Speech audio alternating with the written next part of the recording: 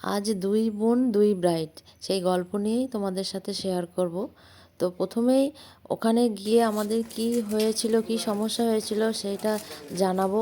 তার আগে শুরু থেকে তোমাদের দেখায় এই যে আমার বাড়ি টাফি, আর এই বাইরেও কতগুলো আছে তাদের। আমি বাড়ি ঢোকা বেরোনো সব সময় এদের আমার কাছে চলে আসে।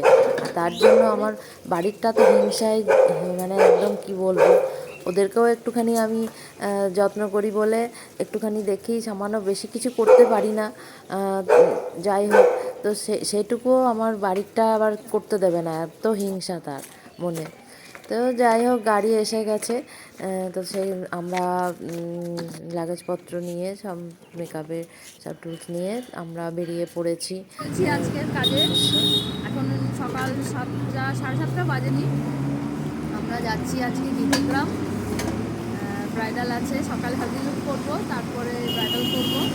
তো গাড়ি এখানে পার্কিং করে এখন চা খেতে নেমেছি।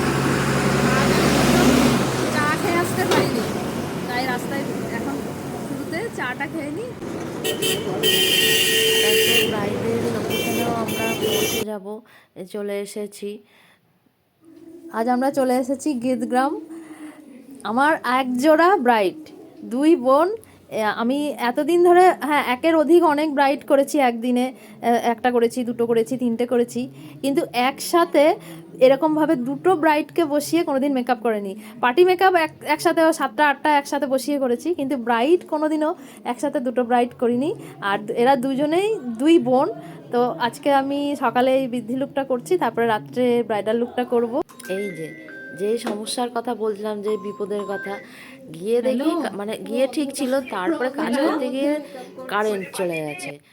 ওদের মানে লুজ কানেকশন হচ্ছিল, মানে পুরো বাড়ি লোড নিতে পারছিল না। মানে কারেন্ট মানে পুরো অন্ধকারের মধ্যে কি কাজ করা যায়, বাইরেও লোকজন। শেষে বাইরে ফিনিশিংয়ে যখন কাজ হয়ে গেল, বাইরে এসে তারপরে ফিনিশিং করলাম।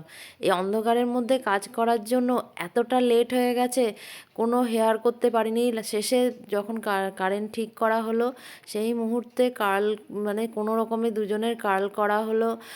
মানে যে যতটা যেভাবে করার ইচ্ছা ছিল সেভাবে করা যায়নি। এটা করতেই 12টা 12:30 বেজে গেছে, এতটাই লেট হয়ে গেছে। কারণ অন্ধকারে তো মেকআপ করা যায় না, কিছুই করা যায় না। তো সেই অন্ধকারের মধ্যে মোবাইলে টর্চ জ্বেলে জ্বেলে কোনো রকমে সকালের লুকটা করা করা গেছে। তারপরে এই ওদের ওখানে মন্দির ছিল, মন্দিরে শ্যুটটা হলো। এই যে তারপরে গায়ে হলুদ, মানে এতটাই লেট, এতটাই লেট, কিচ্ছু করার নেই। ওদের গায়ে হলুদও আসতে অনেকটাই লেট করেছিল।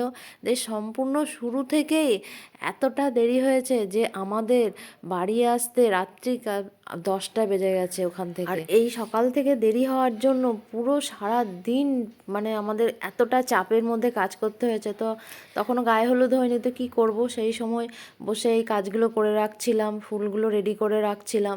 কিছুটা তো কাজ এগিয়ে রাখা যায়, শাড়ির প্লিটও করে রেখেছিলাম সেই ফাঁকে। তারপরে ব্রাইডরা এলো।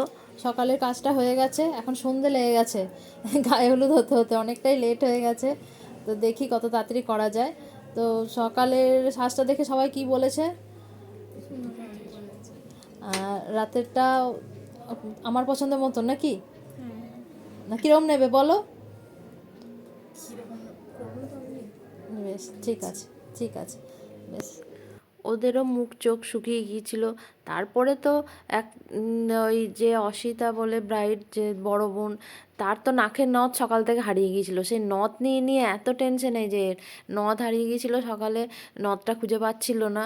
দিয়ে তার জন্য এত টেনশন, এত টেনশন সকাল থেকে, যে নথ পড়তে পারে না। ব্রাইড নথ না পড়লে, আর ওদের একটা অনেকটা দূর বাজার থেকে, রুরাল এরিয়া, তো সেখানে তো চট করে কোনো কিছু কিনতে পাওয়া যায় না, কোনো কিছু না পেলে। তো সেই নিয়েই কাজ হচ্ছে। আর এতটা লেট হয়েছে, তাড়াহুড়ো তাড়াহুড়ো করে, তাড়াহুড়ো করে তো কাজ করা, ভালো কাজ করা তো সম্ভব নয়। তার মধ্যেও যতটা পেরেছি কাজ করেছি শেষ পর্যন্ত। কারণ আমাদের বাড়ি আসাটা তো বড় কথা নয়, তবুও আমার যে হেল্পিং হ্যান্ড স্টুডেন্ট, সে গঙ্গার ওপার থেকে আসে, তার বাড়ি থেকে সমানে ফোন এসে যাচ্ছে যে এত লেট হয়ে গেছে। কিন্তু কিছু করার নেই, কাজটা তো সম্পূর্ণ আমাদের করে আসতেই হবে। তো এইভাবে কাজটা করেছি। তো মানে শুরুটাই মানে এমনভাবে শুরু হয়েছিল যে পুরো সারাদিন আমাদের এই চাপের মধ্যে কাজটা করতে হয়েছে। তো শেষ পর্যন্ত কাজটা সম্পূর্ণ করতে পেরেছি এবং ওদের দুজনকে সত্যিই খুব ভালো লাগছিল শেষে, খুব মিষ্টি লাগছিল দুজনকে। তো তোমাদের কেমন লাগছে আমার এই ডবল ব্রাইড 2 বোন অবশ্যই জানাবে। তো দেখা হচ্ছে আবার পরের ভিডিওয়। Thank you, tata.